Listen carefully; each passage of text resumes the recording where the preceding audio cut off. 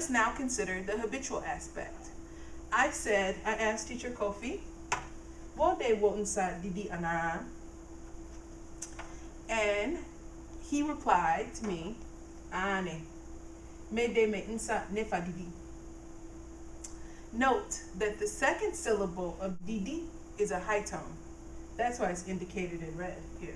So just note that for your records. I then tell teacher Kofi, Samfuro wonsa, which means rinse your hand. In this instance, Samfuro has a low tone, which is why it's indicated in green.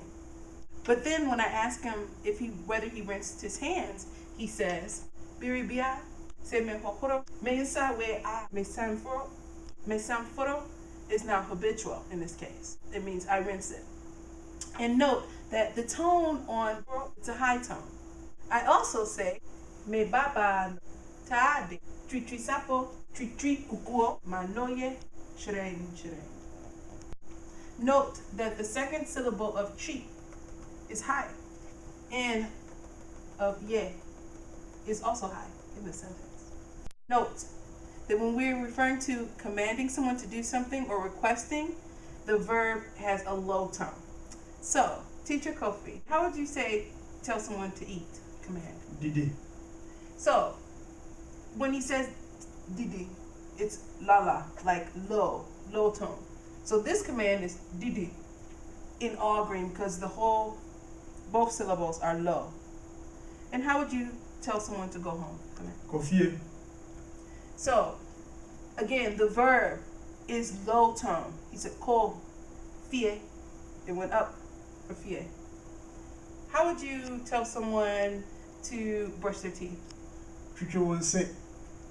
Again, the command verb was low tone, tri, and then once it went up. So, in contrast, when we get to trying to listen to the tones of habitual sentences, the verb is not low. The verb tone is high. So, teacher Kofi, how would I say I go home habitually? Me Kofi. So note when he said that the verb in the habitual, the tone went up. How would I say I wash my clothes? Again, the wash, the verb, went high because this is a habitual sentence. I habitually wash clothes. And how would you say it is habitually shiny? Again, the verb in the sentence has a high tone to indicate that this is a habitual sentence.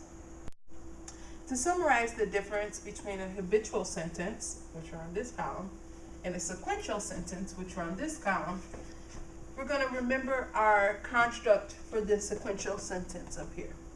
Now, what's important to note is the change that occurs from the habitual sentence to the sequential sentence. So, for instance, we'll have teacher Kofi say this, and I'll translate it in English. I wash my face. And then I wash my face. So that's the sequential sentence. And then I wash my face. So, our nas in this construct, the tone is always high. In our blank, that is where our pronoun will go. According to which pronoun we're talking about, be it me or me or I, him or her, or them or us, or it's us, these would all have low tones. So if I use me, like for this one, this may actually makes this I go low. In contrast to this sentence, if I were to use your, you wash your face, and then you wash your face. So in this case, the na is high, the wo is going to be high, and it's actually going to make the ah here high, and then we'll add our verb. Another example using o.